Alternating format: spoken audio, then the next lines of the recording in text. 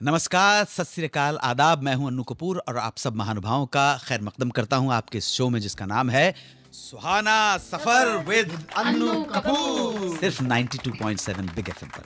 ये radio station है India का सबसे पॉपुलर। अजीजमन, मैं तहे दिल से आप सभी लिसनर्स का, श्रोताओं का, सभी भाई बहनों का मशकूर हूं, शुक्रगुजार हूं, आभारी हूं कि आपने इस प्रोग्राम को अपने दिल में खास जगह दी है। और आपके दिल में खास जगह की वजह से ये प्रोग्राम नंबर 1 का रेडियो शो बन गया है। ये प्रोग्राम जहां ये कोशिश की जाती है कि आपको वही किस्से कहानियां सुनाऊं जो सच्चे हों, वही इन्फॉर्मेशन दूं जो सही हो। फिर भी कभी भूल चूक हो जाए तो प्लीज़ मुझे माफ़ कीजिएगा और मुझे बताइएगा ताकि मैं सही रास्ते पर चल सकूं। पहली दास्तान एसडी बर्मन द्वारा कंपोज किए गए उस गाने की जिसमें सिंगर की मुक्त हंसी, मतलब ओपन लाफ्टर, इसको पहली बार इस्तेमाल किया गया। दूसरा किस्सा मुगले आजम के गाने मोहे पनघट पे नंदलाल छेड़ गए रे का फिल्मांकन, जिसे देखने के लिए 5 दिन तक एक स्पेशल गेस्ट आता रहा। हमारे रेगुलर फीचर तुमने पुकारा और हम चले आए। उसके बाद दिल ने फिर याद किया। दिल आज याद करेगा प्रसिद्ध अभिनेत्री और अभी अभी प्रोड्यूसर बनी श्रीमती ट्विंकल खन्ना को।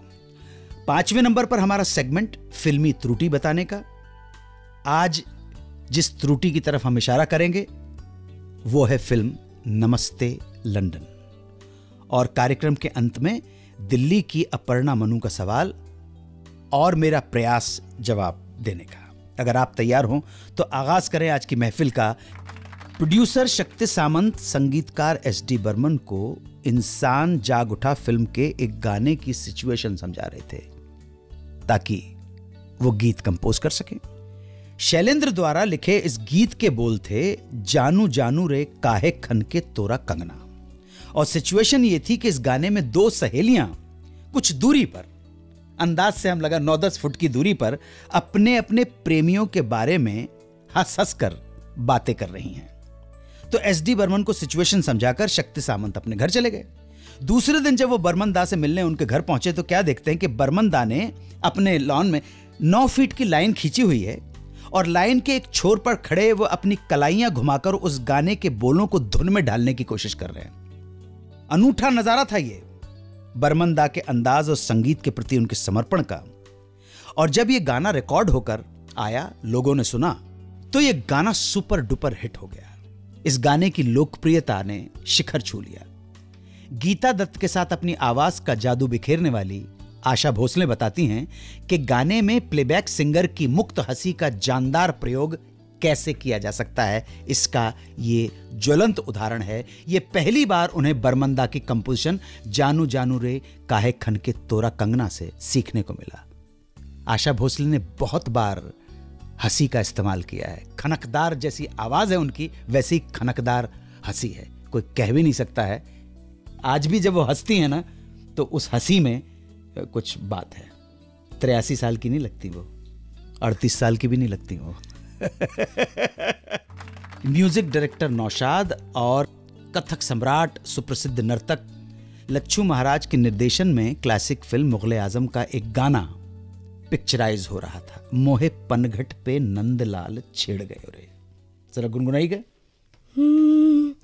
मोहे पनघट पे नंदलाल छेड़ गयो रे, मोहे पनघट पे हाँ मोरी नाजुक कलैया मढ़ोर गयो रे, मोरी नाजुक कलैया मढ़ोर गयो रे, मोहे पनघट पे। वाह वाह, ये जो आवाज, मधुर आवाज आपने सुनी, दरअसल वो हमारी इस प्रोग्राम की प्रोड्यूसर हैं अर्पिता भट्टाचार्य की। जोरदार तालियां।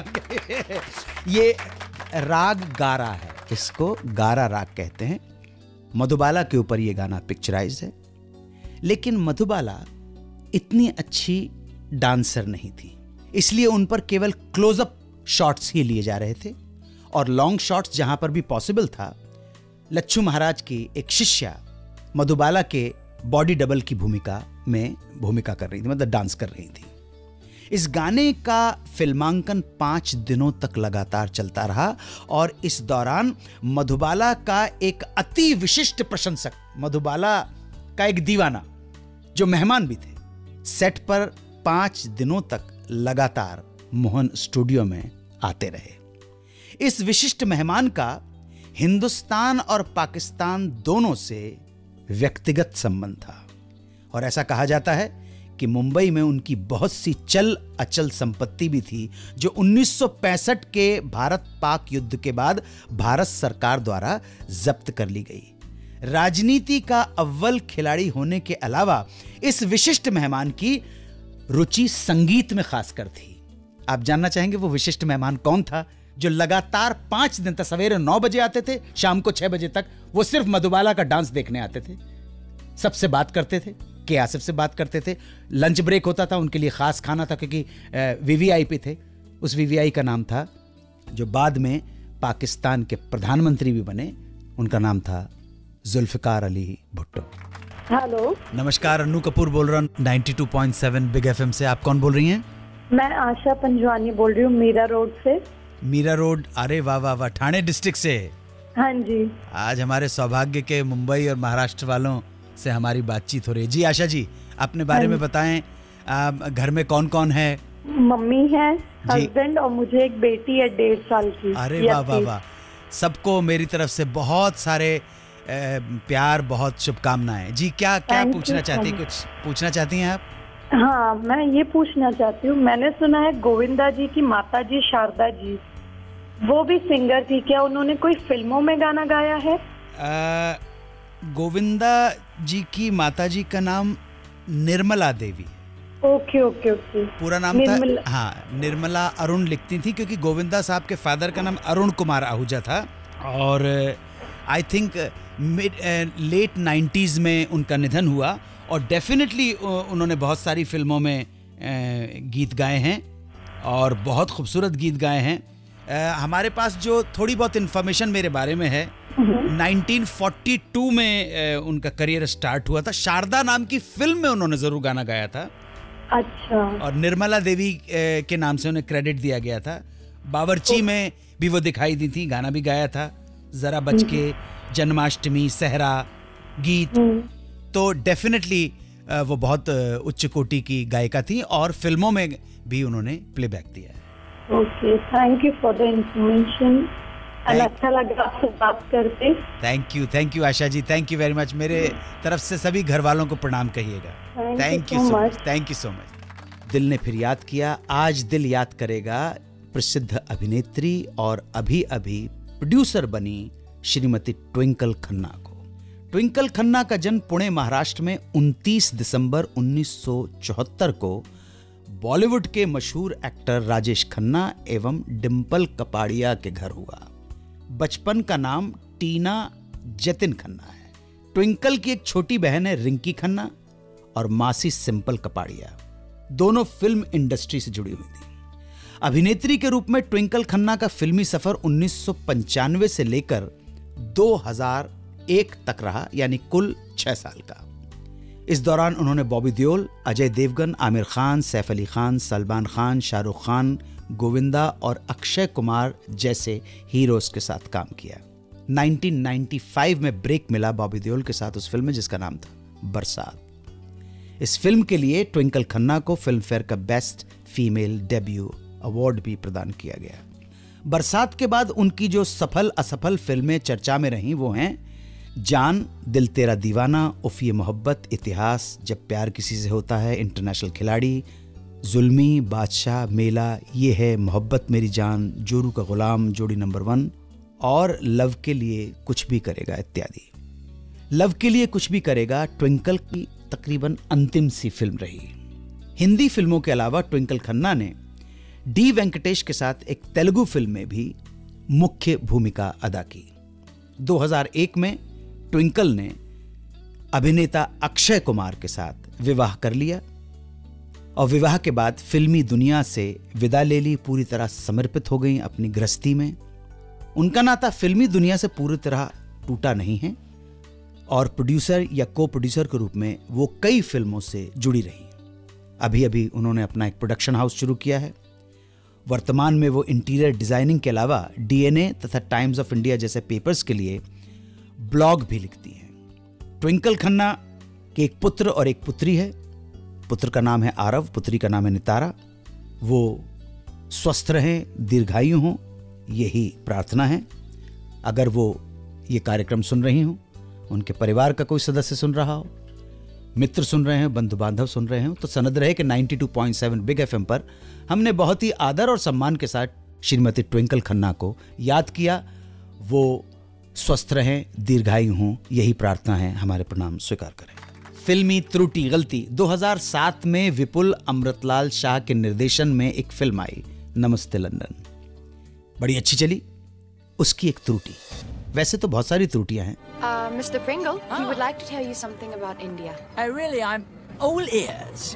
उदाहरण के लिए एक सीन में अक्षय कुमार जब अंग्रेजों को हिंदुस्तान की खासियतें बता रहा होता है और कैटरीना कैफ उसे इंग्लिश में ट्रांसलेट कर रही होती है, तो जहां अक्षय कुमार हिंदुस्तानी पत्रिकाओं की संख्या 3500 बोलते हैं, वहीं कैटरीना उसे इंग्लिश में 35,000 ट्रांसलेट करती है।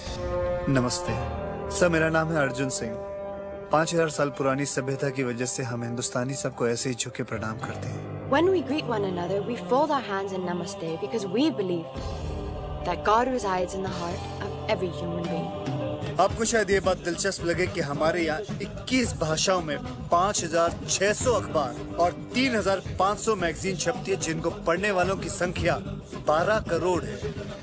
आपके देश के मुकाबले में कई ज्यादा है। We have 5,600 newspapers, 35,000 magazines in over 21 different languages with a combined readership of 120 million. है तो सही।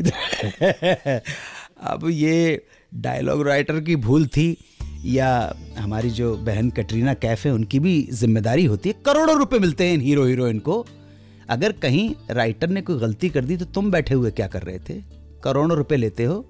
प्रोड्यूसर के लिए, डायरेक्टर के लिए, अपनी स्क्रिप्ट के लिए आप भी उतने ही रिस्पॉन्सिबल हैं। और अंत में दिल्ली की अपर्णा मनु का प्रश्न कि क्या आमिर खान ने किसी फिल्म में कुत्ते के लिए अपनी आवाज दी है? अपर्णा जी, ऐसे ऐसे सवाल पूछती हो जिसके जवाब ही बिल्कुल आपके प्रश्न में छुपे होते हैं। बिल्कुल सही, पूछिए मत, आप इन्फॉर्म कीजिए। पिछले साल रिलीज हुई फिल्म दिल धड़कने 2 में एक मेहरा फैमिली है जिनका एक पालतू कुत्ता है, प्लूटो। इस प्लूटो कुत्ते के लिए आमिर खान ने वॉइस ओवर दिया है। आशा है आपके प्रश्न का उत्तर आपको मिल गया होगा। कंफर्म कर लिया कीजिए, तो बहुत आसान सी बात है। चलिए, मुझे उम्मीद है कि अपर्णा जी आप संतुष्ट होंगी। आज के लिए इतना ही। आप सब स्वस्थ रहें, आनंद में रहें, खुश रहें, आबाद रहें, लखनऊ रहें या फरीदाबाद रहें। चलता हूं, मेरे प्रणाम स्वीकार करें। जय भारत, वंदे मातरम।